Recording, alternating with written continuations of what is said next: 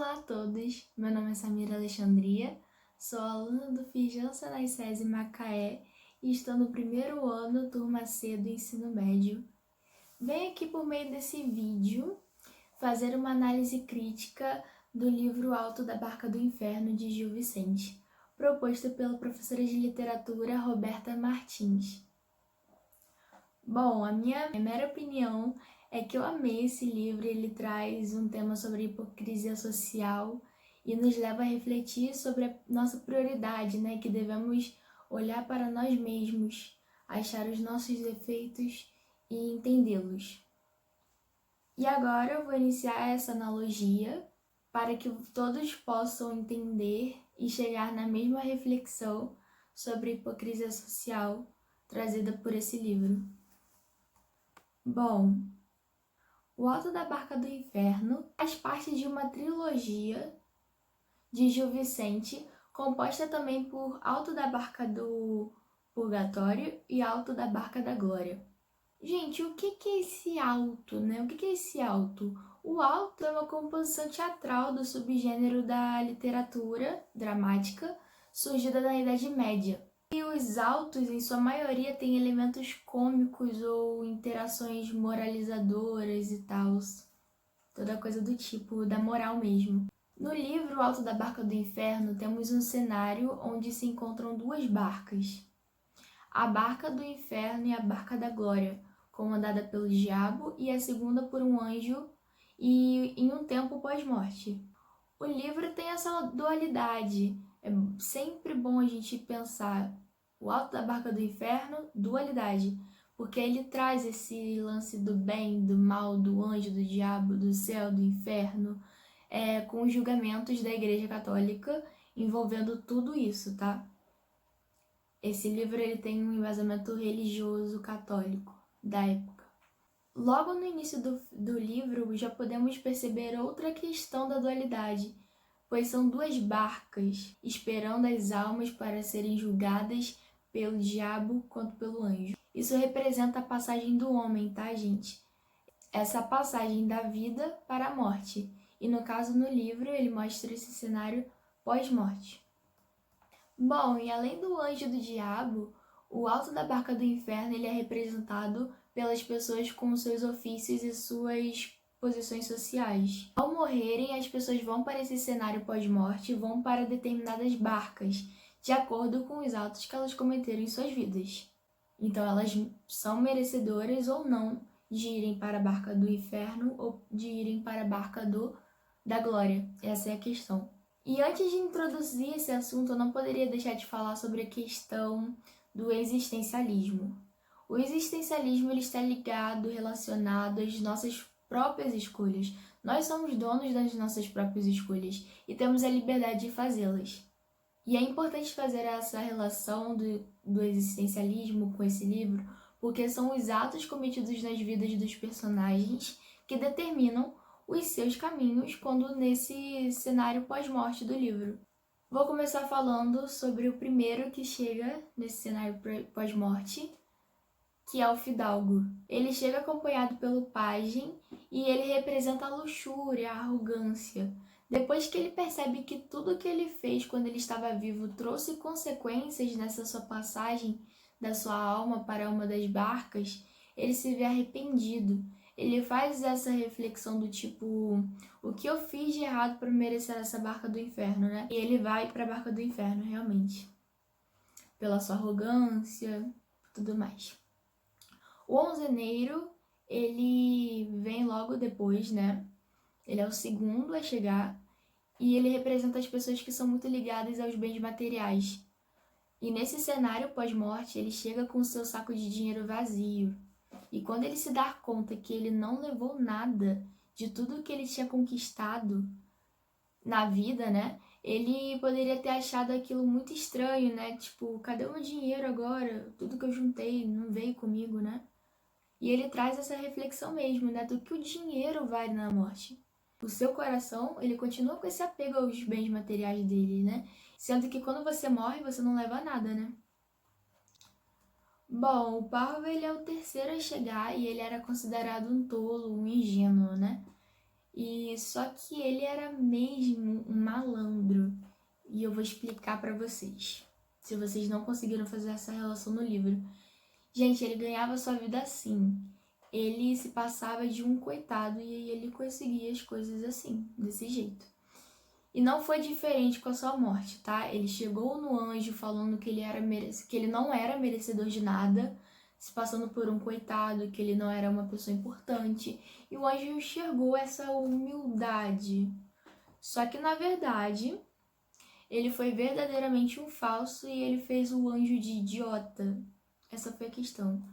Ele usou da imagem que as pessoas enxergavam ele como um tolo, um ingênuo, e se aproveitou para embarcar na barca da glória por conta disso.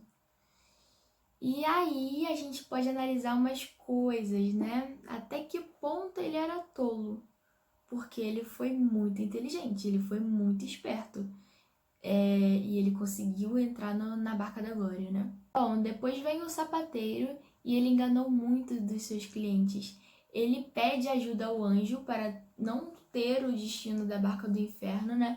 Mas o anjo ele se negou.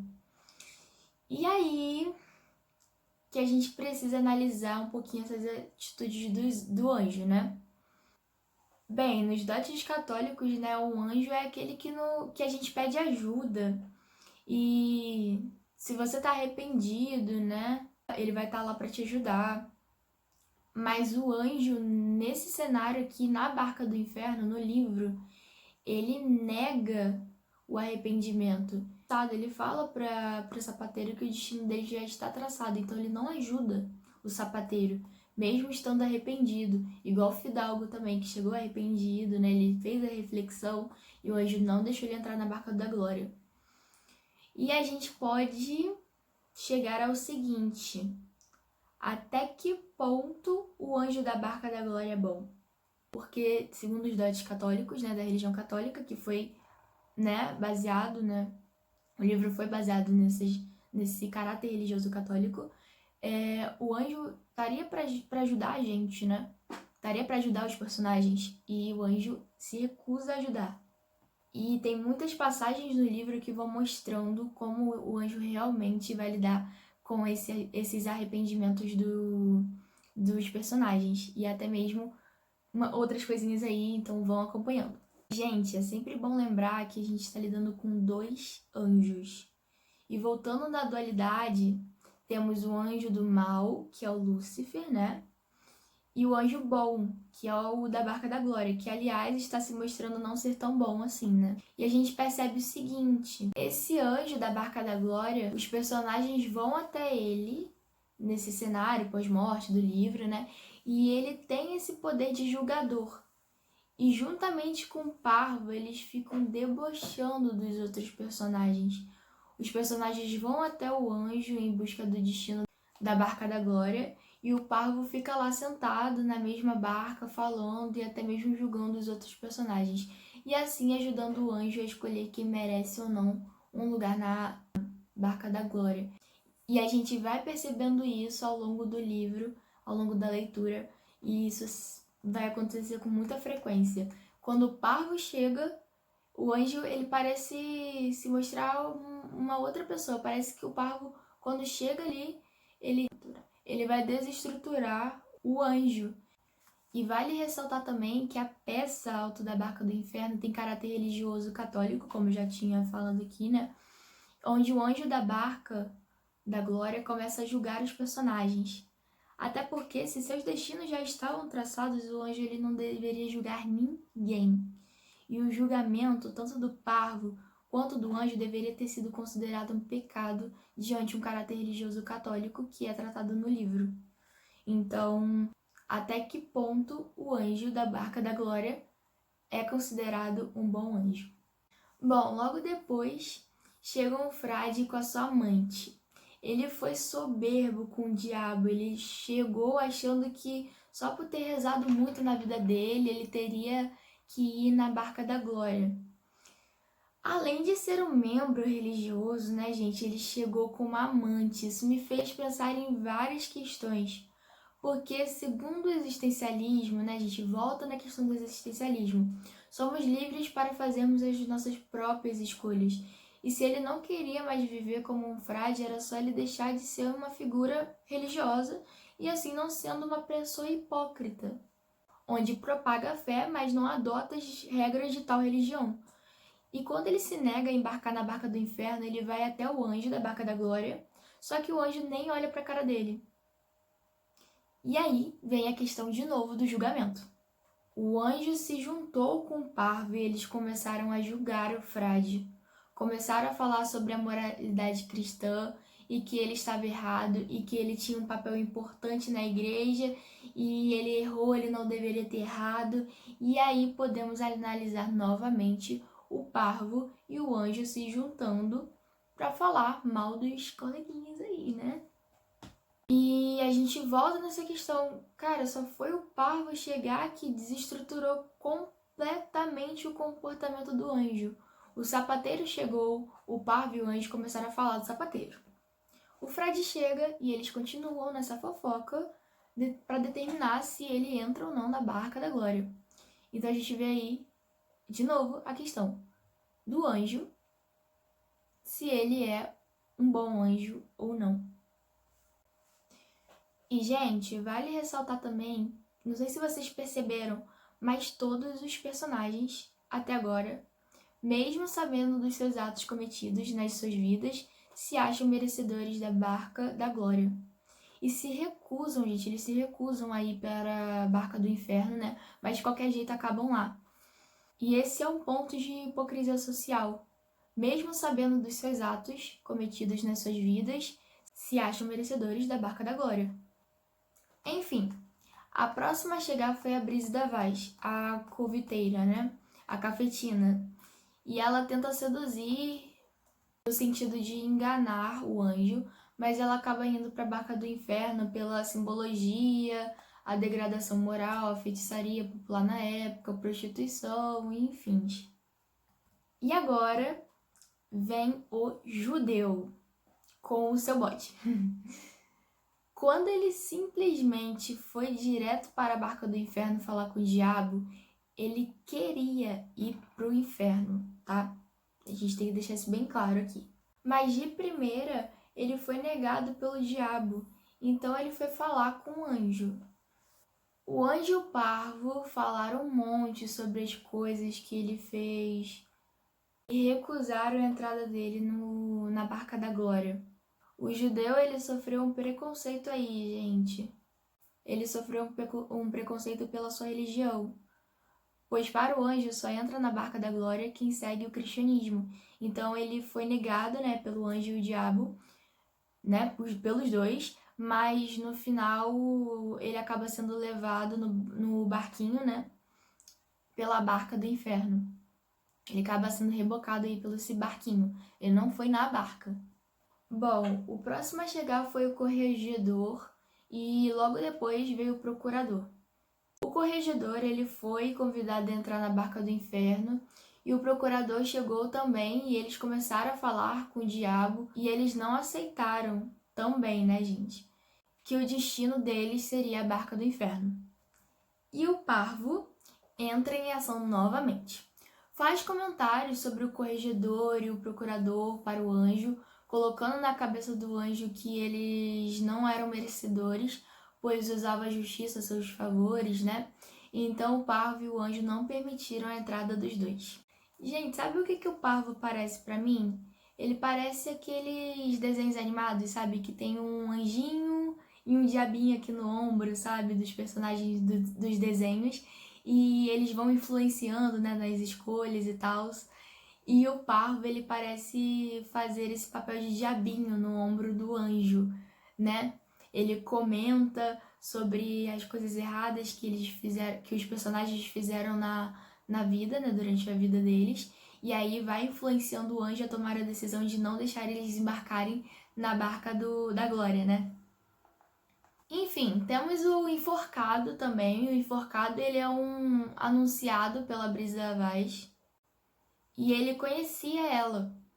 E o negócio com o enforcado foi o seguinte, ele se matou porque ele foi enganado. E por último, temos os 4 cavaleiros que lutaram nas cruzadas a favor do cristianismo. e por isso ganharam passaporte direto para a Barca da Glória. Gente, pra mim, eles são os que menos mereciam embarcar na Barca da Glória. Por quê? Porque eles mataram em nome da fé, usando o nome de Deus em vão.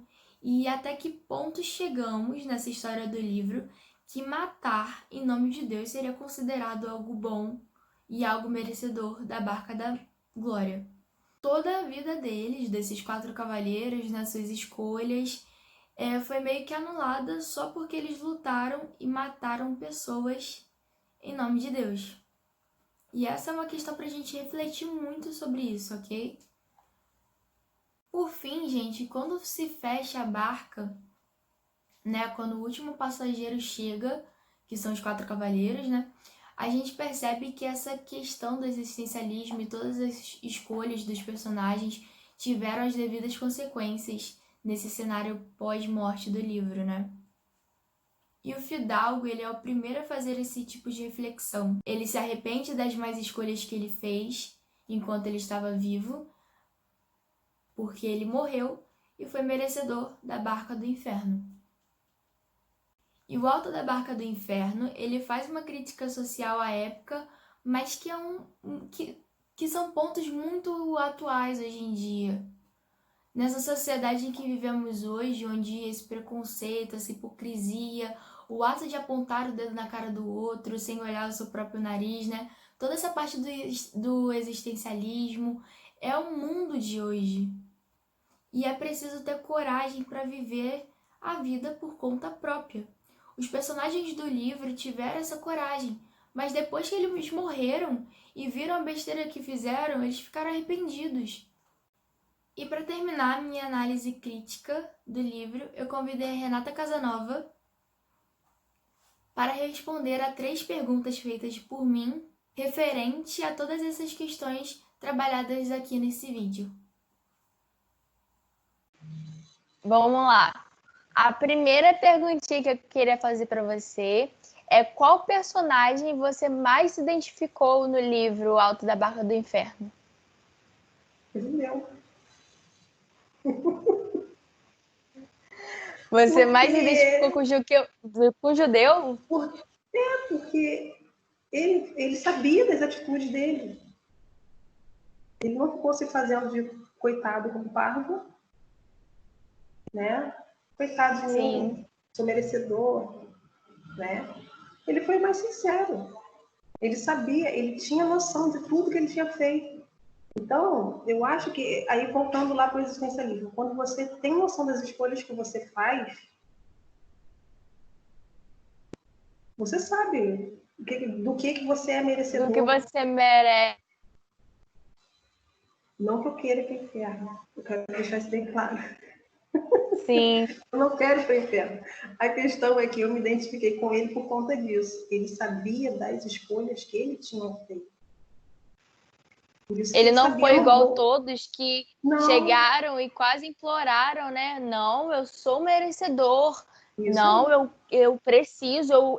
Como disse o frade, né? Eu rezei sei lá quantas vezes. Tem gente rezando dei por a minha mim, vida primeira por isso. Vida. Sim. E o judeu não. O judeu ele se manteve lá, né? Sei para onde eu vou, né? Uhum. E foi no bote, claro, porque nem o diabo quis ele. Mas eu vou deixar bem claro. Eu não quero ir para o inferno. Eu só estou falando que eu gostei da atitude sincera. De todos, ele foi o mais sincero. Para mim, de todos, ele seria o merecedor da Barca da Glória. Porque ele foi mais humilde do que o próprio Parvo. Entendeu? Ele foi mais humilde do que o Parvo. Ele foi sincero. Eu não tenho lugar na Barca da Glória. Ele reconheceu como errado. Ele reconheceu os erros dele. Sim. Exatamente. Ele reconhece os erros dele. Então, ele não merece para a Barca da Glória, eu fui direto para a Barca do Inferno. Ele chegou de cara, nem o diabo queria ele. Né? Aí pegou carona no bote. Eu não quero no bote, na Barca do Inferno, eu quero na Barca da Glória. Mas... Exatamente.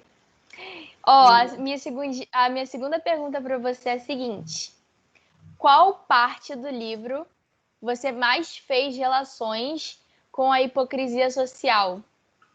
A parte do pardo, Sim, que ele se faz de besta para sobreviver. E as pessoas são assim.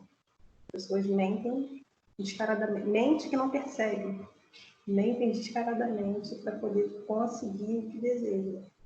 Sai passando por cima de qualquer coisa, independente do que e seja. apontam na cara do outro os erros das pessoas sem nem se enxergarem, né? Ou se Isso aí. enxergam e continuam apontando de qualquer forma, né?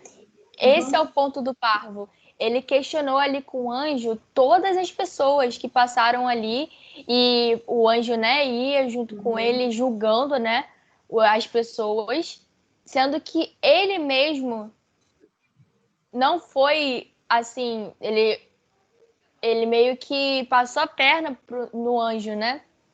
E isso tá tudo bem, né? Essa é a questão. Isso aí. Bom, e a terceira perguntinha que eu vou fazer a você: o anjo foi merecedor de sua posição como julgador? Não, não.